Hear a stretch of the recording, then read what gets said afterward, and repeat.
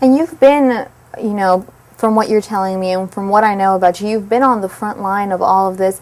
And talk to me a little bit about how you've seen people's acceptance change, because I know what you're telling me about advertising agencies maybe not understanding what you're going for here. And I don't mean this to sound inflammatory, but do you think that it's outright racism or just simple ignorance? I think no, I think it's the latter.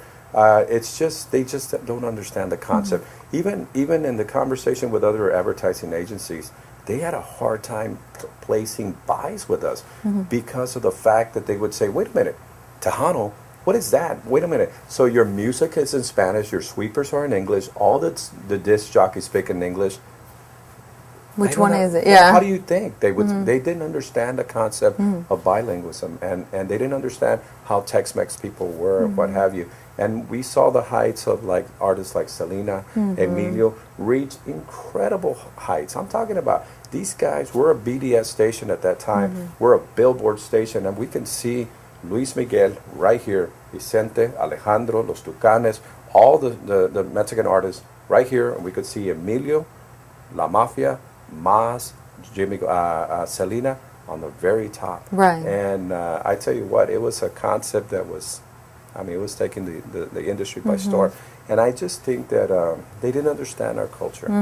They just didn't understand how we can be bilingual, how we can, you know, interact in English and Spanish, and wait, what are you doing? You know, because it's not traditional. It's totally something different. And I know that Tejano culture, the Tejano way of life is something really important to a lot of people, you know, on the border in Texas, but especially in the Corpus Christi area. I've seen some people get really heated in some forums regarding Mexican-American culture or Mexican culture versus American culture, and they're like, ¿Y los Tejanos qué? You know? It's something really important. So I want to know, what does Tejano mean to you? To me, it means somebody that's been here for many generations. It's your children that are going to be forthcoming, and their children, and my children that are here, and many, many more. You know, it's people that have been here for, you know, second, third, fourth, fifth generation Texans, you know, and we have our different style. California has la música de banda. Maybe it doesn't appeal to us, ¿me entiendes? They dance la quebradita. Arizona has their own onda, you know, and Denver has their own thing. Chicago, oye, los puertorriqueños, ojalá de allá de Miami. You know, our culture's so different. Houston is a little different. You know, Houston has a little bit of Salvadoreños, Guatemalans, they have Central America, they have South America, but the majority of here in Texas somos Mexicanos, and the Southwest, and we make the majority of the makeup of the country as well.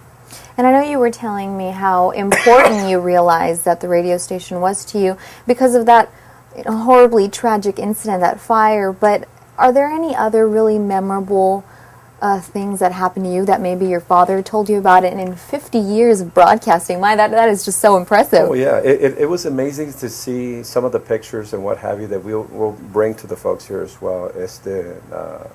Seeing him start where everything was on records and everything had to be live. When he was on the air in the 50s and 60s and 70s, there was no tape, no audio. Some commercials were read on live. Wow. His career has been tremendous. He was on in San Antonio on one of the first Spanish stations in the United States, KCOR, which was owned by Raúl Cortés in San Antonio, and it was amazing. He was also part of La Cadena Scene. My father was perhaps the first Don Francisco. He had a television. The people from San Antonio actually started La Cadena Univision. It did not start out of Miami. That was not their idea. It was the idea of Mexican Americans and gente de Mexico que tenían el concepto. They had the concept to do a Spanish television network. And since my father was in San Antonio at the time, he had a show that was shown nationally. Wow. Yeah, and a national, and it was hosted on Saturdays, and it was skits, it was all kinds of different stuff. He would do radio, then he would do the television, and went on a national level. And it was pretty interesting. And that time, Univision was called La Cadena Scene, SIN, Spanish International Network. And it was based out of Canal 41 de San Antonio. Yeah. Wow, that's something really interesting because a lot of people don't think about that. I mean, there's always a lot of amor hispano, but I mean, a lot of people equate Univision with Miami Cubanos Sure. that are wonderful in their own right, but it's something that belongs to Mexican Americans, and Sure. it's something to be proud of, no? Absolutely, absolutely. You know, I think with our television station, you know, Univision and Telemundo have their idea. Nosotros hablamos nuestro, los entendemos en nuestro idioma. They have different sayings that they impact their community. And I'm not saying they are Hispanics or Mexicans and we're Tejanos and therefore we're not one of each other. Right. But they cater to their people, okay? And that's interesting perhaps to the Anglo community that perhaps watching us tonight or today and wondering, well, wait a minute, what does he mean by that? Right. I thought Garcia, Martinez, Hernandez are all the same. Sí. And actually, you know, we're not. We're different, you know. You know, the people that come from Mexico have not maybe are not as Americanized as perhaps maybe their children are going to be. So it takes a while for that to all of us become basically Americans. But it's our television concept was to feature Tejano music, to feature música mexicana, you know, that all of us can kind of relate to, from Vicente Fernandez to Emilio, to La Tropa F, Grupo Más, and you know, the music that we love, you know, and that was the whole idea of the television. Yeah. That's how we connect. They connect. Nosotros hablamos nuestro idioma, los entendemos. They have something like that, am I right? Sí, sí. Y nosotros, you know, ours is not like that. Ours is a little different. It's a little different concept. And there's nothing wrong with No. catering to your own audience. I mean, that's what this whole media thing is about, right? Absolutely, absolutely. And television is a very interesting medium, and it's a very powerful medium. And I really enjoyed it. It's still a learning curve for us at times, even though we've been celebrating, you know, 10 years, almost 12 years of broadcasting on the TMV network. And being able to do things that most people only dream about, you know, has been amazing.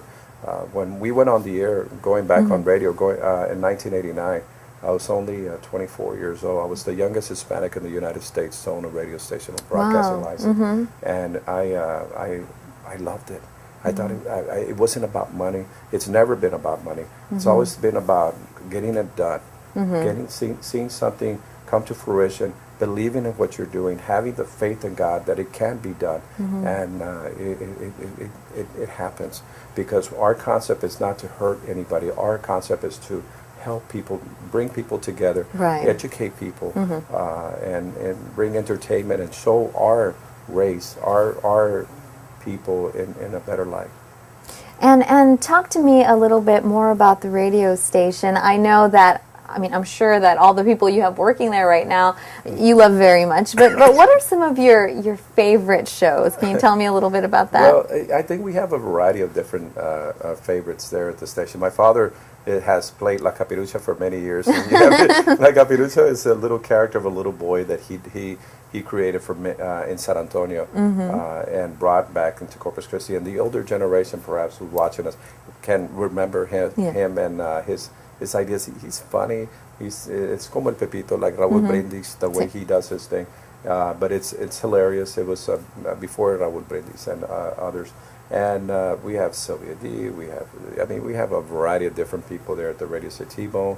That radio's very fast. It's very and television's slower. You know, you're a reporter. I gotta get the story, come back and edit it, put it together. Radio, it's instant. It's fast. Al momento, something that's happening, and it's there.